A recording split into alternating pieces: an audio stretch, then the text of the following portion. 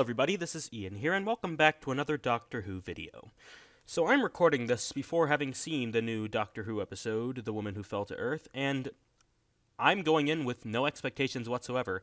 I have watched no trailers, I know no spoilers, nothing. Really, all I know about this entire process is that Jodie Whittaker's the Doctor, and she's got 3 companions.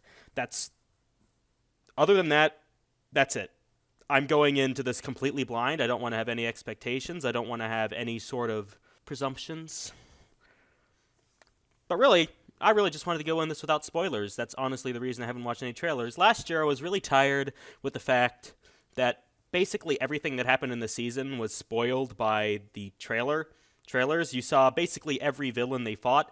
And this year, I don't want to do that. I don't want to know what is being fought, what's going on until I actually see the episode. And I just wanted to give my before opinions on what's going on here. So I haven't seen any trailers, haven't seen any spoilers. As I said, I really know nothing about it, but I'm excited for it, and I hope it's going to be good. My only real concern for the entire season is just that the show is just going to get bogged down in gender politics to the degree that it affects the storytelling and affects the characters in a negative way. And really, I think I said this before. I'm pretty sure I might not have said this before. Or maybe I just said it to friends I know in real life and not online. But I hope that it's completely the same. But I think the best way to handle this is just to not make a deal out of it. Just ideally, after this first episode, it won't even really be touched on at all, and things will just continue as they've been, because that's how this should go. I mean, whenever a new Doctor is cast, the first episode is all about how the Doctor's different and how they're new and how they've changed and what their future tenure on the show is going to be like. And that this should be what this is like.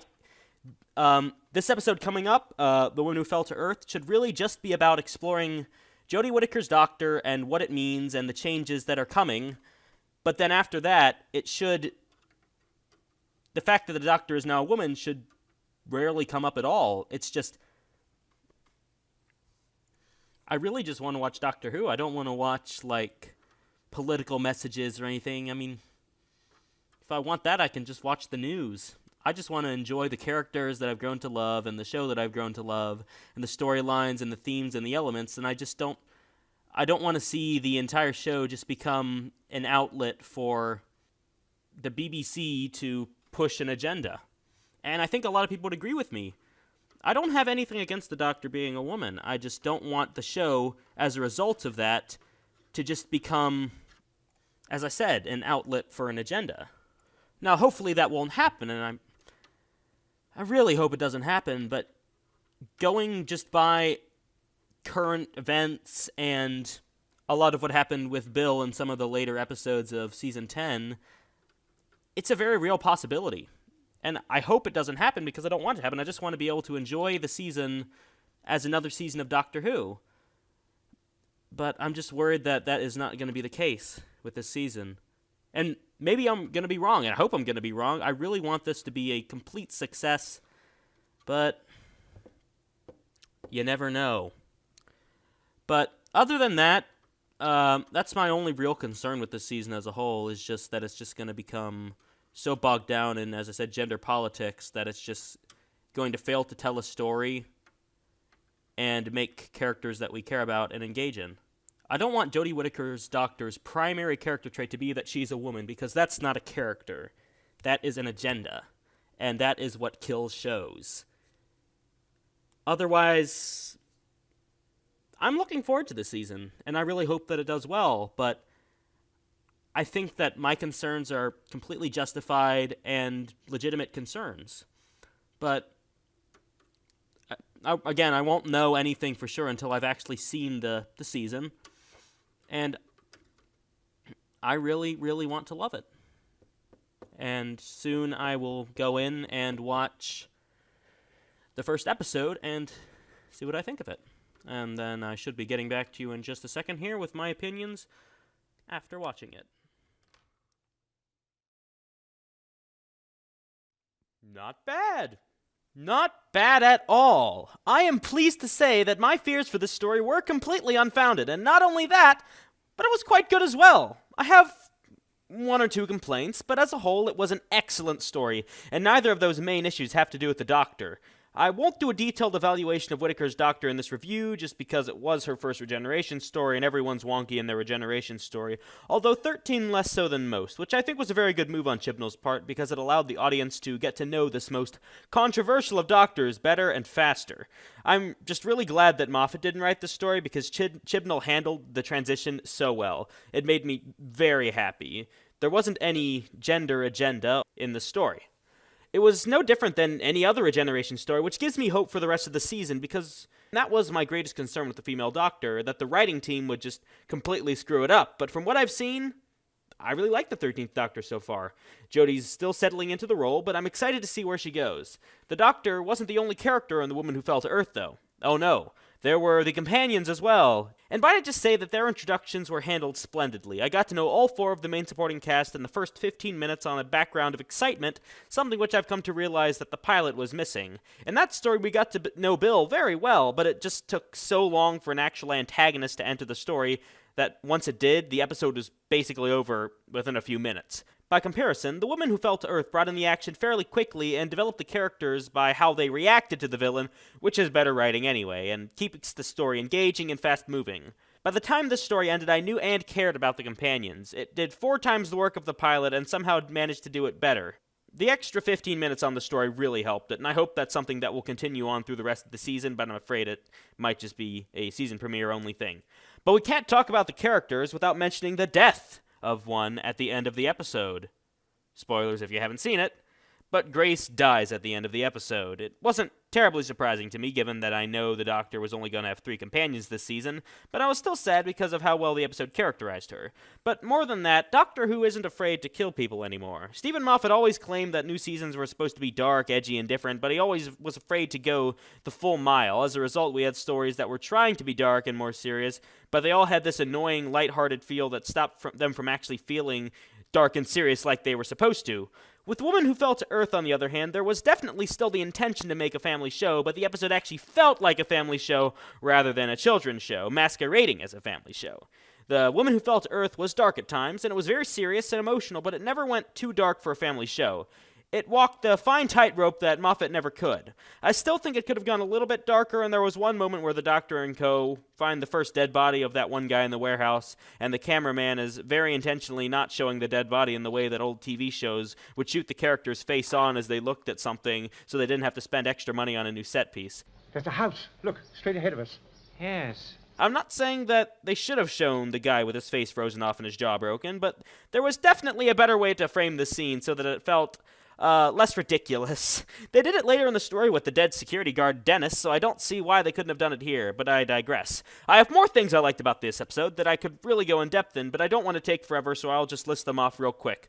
I like that the story ditched the TARDIS. There's no specific reason why. It was just something different and interesting that's only been done twice since 1975, in Midnight and in The Lie of the Land, which was trash anyway. It also allowed the story to set a cliffhanger! I don't know why I love the cliffhanger so much, but I do. It reminds me of the William Hartnell era with a cliffhanger connecting 2 stories, and I hope it's something that Chibnall will continue to do throughout the season, and throughout his tenure on the show.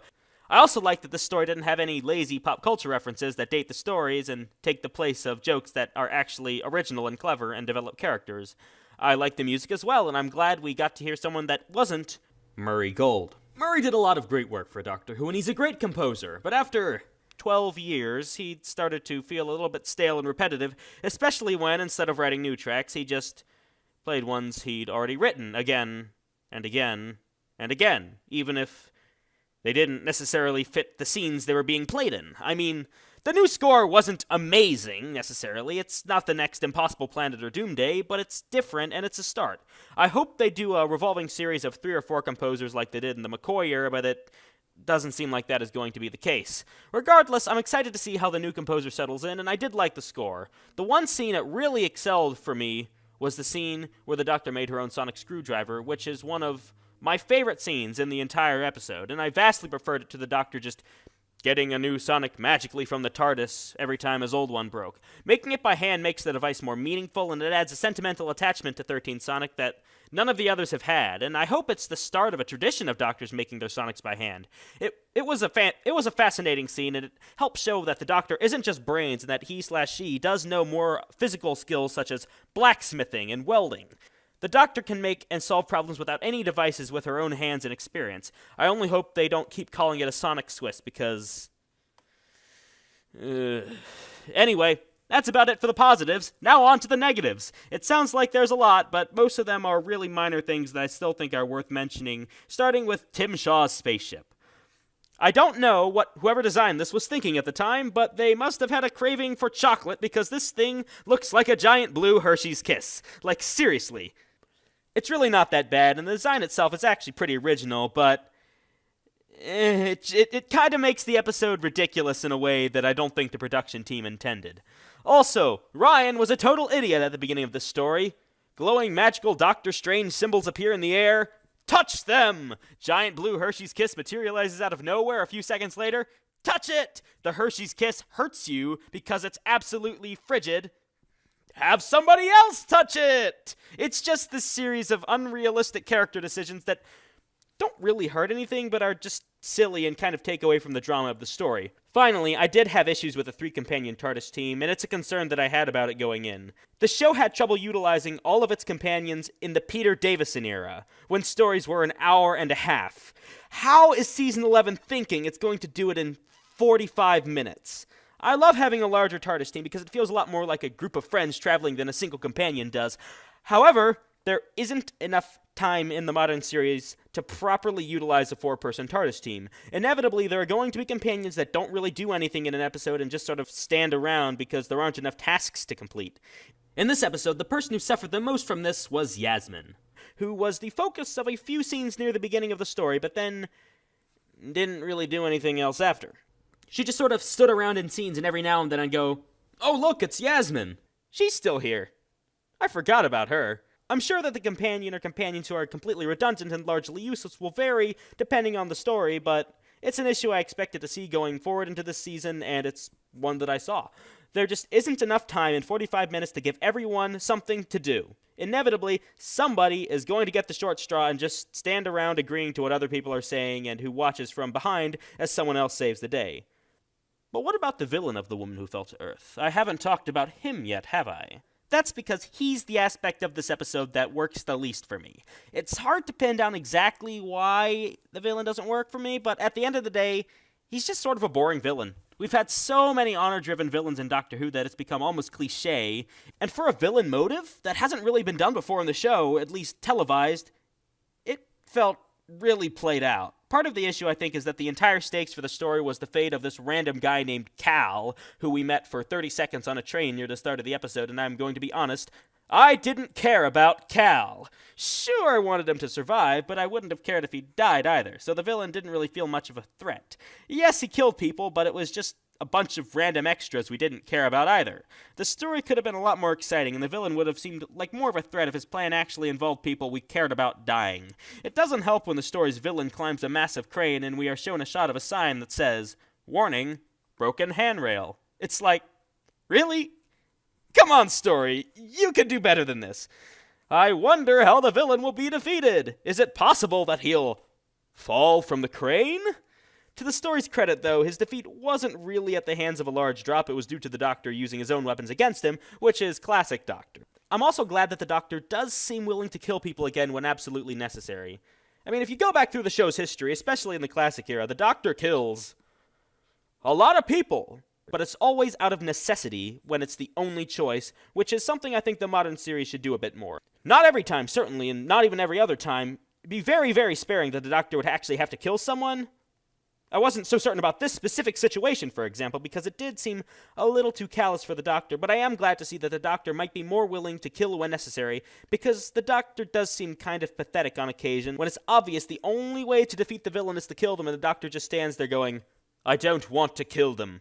Meanwhile, more people are dying, and the villain just ends up getting killed at the end of the story anyway by a companion or some supporting character. I didn't really like the villain of the story. He wasn't very interesting, and he didn't feel like a threat.